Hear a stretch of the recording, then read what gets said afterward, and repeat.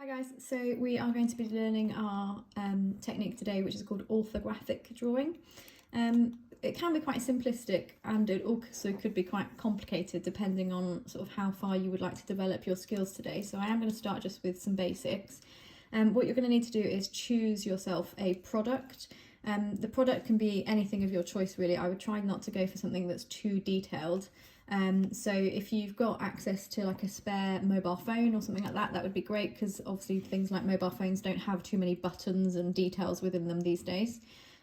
Equally, if you've got something, I'm just going to do a little mouse, so again not super detailed. You're looking really at the main shape of a product. But if you've got access to any technology or anything like that that just literally is quite easy to do, that would be great. Failing that, you can even do things like, so I know these aren't necessarily engineering and not really technology related, but literally packaging. So anything, just a really small product that doesn't have too many details on it. And ideally what you're going to do with orthographic drawing is you are going to draw a 3D shape, as we've done previously in the other tutorials, but you're going to draw it in different views. So this view here of the mouse would be the front. You've then got the side of the mouse, and then finally to finish you've got the top of the mouse.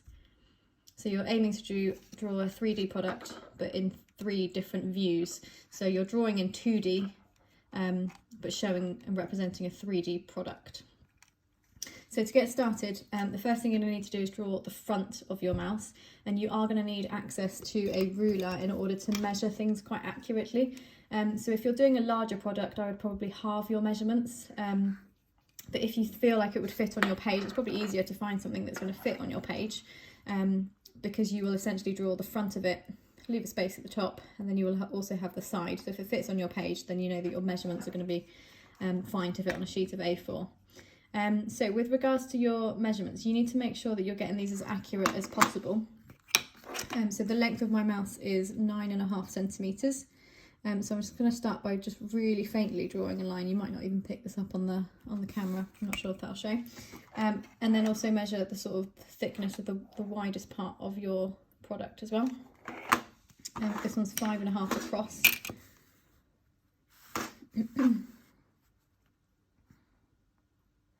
And then what you will start to do is kind of build up a picture of what this product is actually going to look like.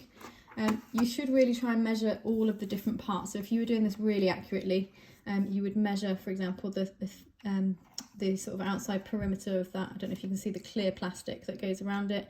You'd also need to measure where this wheel is in the middle. You can mark out exactly where these parts are as well. So to start off with, I'm literally going to draw the shape of the mouse, just using the kind of the cross that I've already drawn, because we know that this is to scale.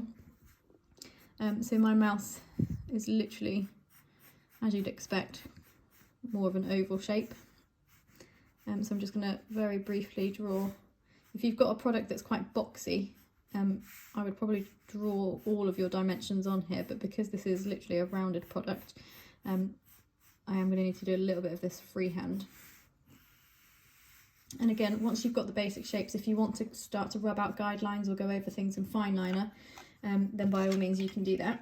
I am going to keep this quite simplistic for today's tutorial, just so that you kind of get an idea as to what we're aiming for with an orthographic drawing and all the different views. So the wheel that's in the centre of the mouse is 2 centimetres. So again, I'm just going to mark where that would go. And then what I might do, obviously you can see on here with the detail that you've got little ridges on here, just for like where your finger would move to grip onto. I might just put those on just as really little details, just to represent that, just with a few lines on here. And then again, you can see that you've got your 2 sort of mouse left and right clicker buttons at the top, and you can see that it's actually surrounded the wheel with another oval shape. So again, I'm going to measure the distance for that, and really you're aiming for complete accuracy, but you know, I appreciate that time is of the essence and we don't have full lessons, and you're certainly not in school doing this. So I appreciate if you might need to cut a few corners here and there, just so that you can get something submitted by the end of this lesson, and that's absolutely fine.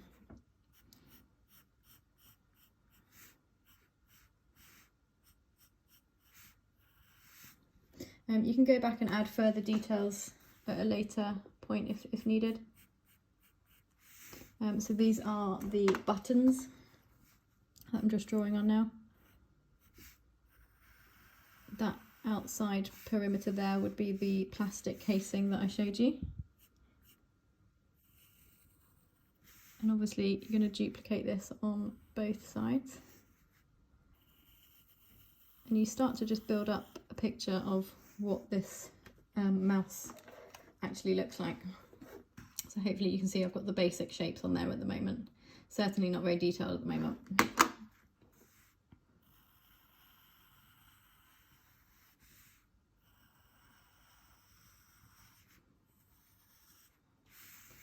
Once you're happy with how the product is coming together, you can then start to press down a little bit harder on your lines.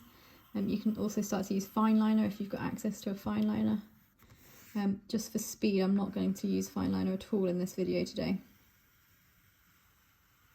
I know some of you will be struggling a little bit with the drawing techniques because it's not your favourite thing to be doing, and that's absolutely fine. But so long as you kind of get the basic concepts. So I'm actually going to leave it there. You can see the general gist of this product. So this is the kind of front view. So I am just going to label it on here with front view. And then from here, you then need to draw the top of the product. I'm actually going to do mine from that angle just so that it makes more sense. And actually the drawing starts to get a little bit easier from here because we already know the sort of depth and the width and some of the measurements within this. So again, using really light pencil with your ruler, because you already know how wide the mouse is, you can start to just draw some guidelines on there to help you. So the idea is that from this angle now, we know that this mouse would fit within those lines to start drawing. So again, I'm just going to start to draw the bottom of the mouse. And you'll notice that it has got a sort of curved edge to it, and the curve gets thinner as it goes towards the top of the mouse. So I'm going to try and put those details in, again just measuring the thickness of the mouse as well. And because you've got this one here as well, please use the guidelines. So whether your central line is here, you know that the wheel should sort of fit within that distance as well. So I've measured the top of the mouse is 2.5 centimetres, and you've got the shape that kind of builds up at this kind of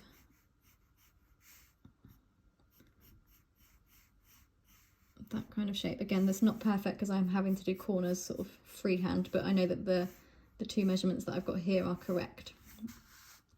And then taking this further, you can add more details. So again, look at where the black plastic is at the bottom compared to where the clear plastic is. So again, I'm just going to quickly measure. The thickness of that plastic is about 0.5 centimetre. So again, I can just start to plot on just where all of these parts are, and again, keep referring back to the actual mouse itself or the product that you guys have chosen, and then just continuously be checking it and comparing it. Now once you've got this drawing at the bottom, where I start to plot on the wheel, for example, I can literally just take the measurements from here. So if I move my pencil across and keep everything nice and parallel, you'll notice that things start to line up.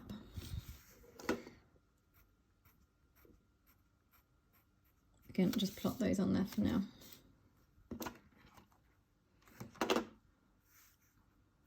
So I might go back and add some more detail to this later, but I think you get the general gist of how that top is going to look. So you've got your top here, your front here, and then your top view. So the only thing that is left to do then is your side view. So you're now looking at how the mouse looks from this kind of angle. To do that, again, you can use your guidelines here. Move your ruler and pencil across to give yourself some guidelines. And then you can start to build up a picture of what the side angle will look like. I'm not actually drawing the USB connection or the cables or anything for the purpose of this video, but you can see that you've got some indentation on the product here. You would just show that literally in an oval shape. So again, there's no need to measure because we've got the thickness here, but I will just measure the height of the product just from this angle. It's about 3 centimetres. What you can also be doing, if you've got access to a 45-degree set square, another really cool tip would be that if you line it up in that top corner, which you've now got, like so, just as a little tip for you, if you're doing this really accurately, you can actually draw little dashed lines across, and when it hits the diagonal and you go downwards, if you do that across all of the parts that line up, you will actually get, like, automatically drawn. It will tell you the depth of your side view. So I don't know how well you can see that on the camera, but I've literally just drawn dashed lines to that 45-degree angle and drawn them all the way down. And then that part, the side, should literally fit in the box that's been drawn. So it's a little cheat for you there to do that. Again, use your ruler, press down on any lines that you know are sort of solid and confirmed. Keep referring back to the shape again with the mouse because there's so many curves in this. Some of it I am going to sort of freehand draw. And then you'll start to build up a picture of what your finished product is actually going to look like. So I think I'm going to continue this video and then show you the kind of finished product at the end, but hopefully you get the gist. This will be labelled as the side view.